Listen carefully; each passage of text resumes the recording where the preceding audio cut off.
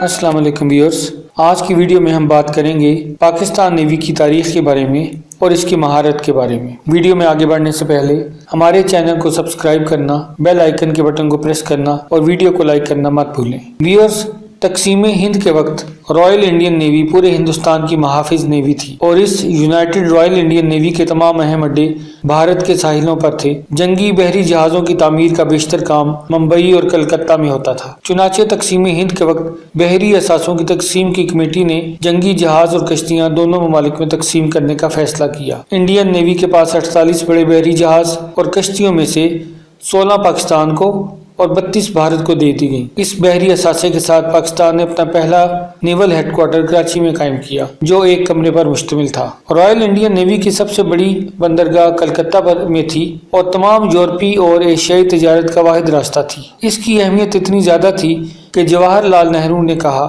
ہمارے پاس سے سارا کا سارا انڈیا چلا جائے مگر کلکتہ کی بندرگاہ ہمارے پاس ہونی چاہیے۔ چنانچہ اس غیر منصفانہ تقسیم کی وجہ سے یہ بندرگاہ بھی انڈیا کو دے دی گئی۔ کراچی میں مغربی پاکستان کی اکلوتی بندرگاہ بن قاسم بندرگاہ تھی، مگر یہاں جہازوں کی تعمیر و مرمت کی کوئی خاص سہولت نہ تھی۔ ابتدائی چند برسوں میں پاک بحریہ کو اکثر و بیشتر بحری جہازوں کی مرمت کی غرض سے برطانیہ، مالٹا، سری لنکا اور سنگاپور بحری جہاز بھیجنا پڑتے۔ اس دوران پاکستان مسلسل بھارت کے فوجی دباؤ کا شکار رہا۔ سمندر کی نسبت خشکی پر جنگ کے امکانات زیادہ تھے۔ پاکستان کی تمام توجہ زمینی اور ہوائی افواج کو اپ گریڈ کرنے پر مرکوز رہی۔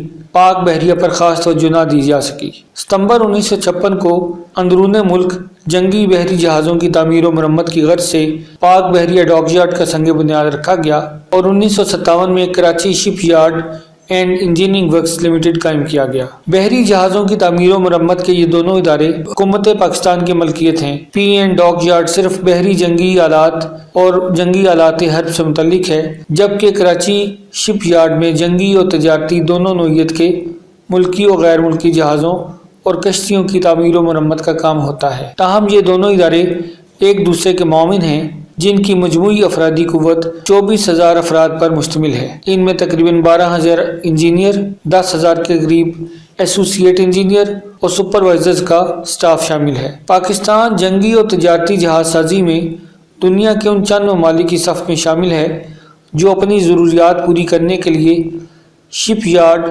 ڈسٹرائر اور جنگی آبدوزیں بھی بنا رہے ہیں۔ 1988 میں پاکستان نے برطانیہ سے 2 لینڈر کلاسک اتاشی 17 کے خریدے، جنہیں جدید تقاضوں کے مطابق پی این ڈاک یارڈ میں اپ گریڈ کیا گیا۔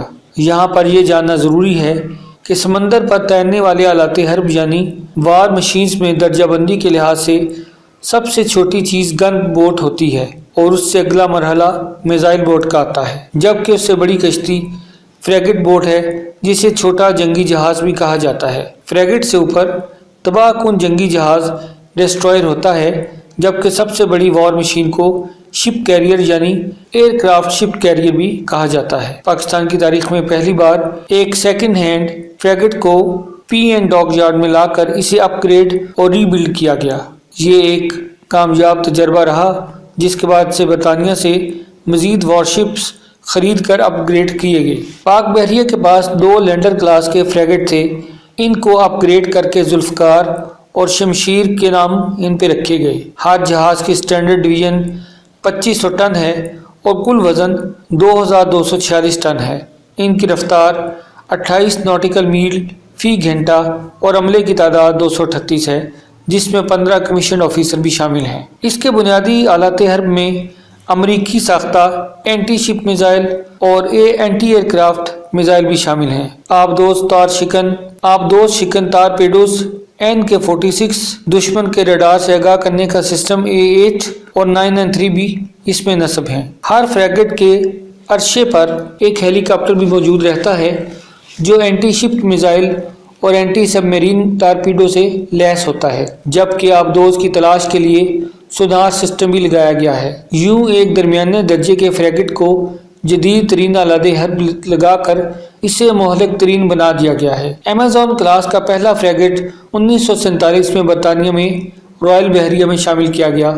برطانیہ اور ارجنٹائن کے درمیان 1984 کی بحری لڑائی کے دوران برطانیہ کے 2 فریگیٹ تباہ ہوئے، جبکہ ایک کو شدید نقصان پہنچا۔ اس تمام نقصان سے بددل ہو کر برطانیہ نے ان فریگیٹس کو اپنی بحریہ سے فارغ کرنے کا فیصلہ کیا۔ حالانکہ اس نقصان کی وجہ یہ فریگیٹس نہیں بلکہ ان پر نصب ناقص آلات حرب تھے۔ پاک بحریہ کے پی این ڈاک یارڈ میں لائے گئے ایمیزون کلاس کے فریگیٹ میں لاتعداد تبدیلیاں کی گئیں۔ اس کا شور اور تھرتھراہٹ کم کرنے کے لیے اس کے وزن اور عرصے کے ڈیزائن میں تبدیلیاں لائی گئیں۔ فرانس کا DR-3000 سسٹم لگایا گیا۔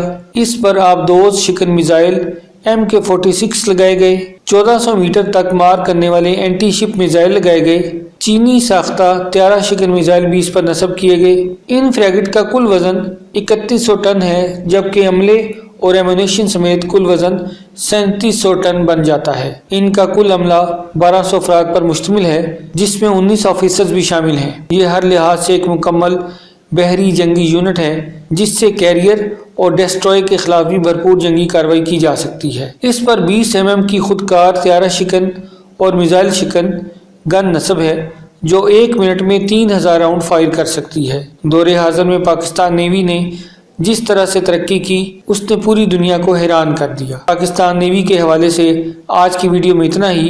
جانے سے پہلے ہمارے چینل کو سبسکرائب کرنا اور بیل آئیکن کے بٹن کو پریس کرنا نہ بھولیں۔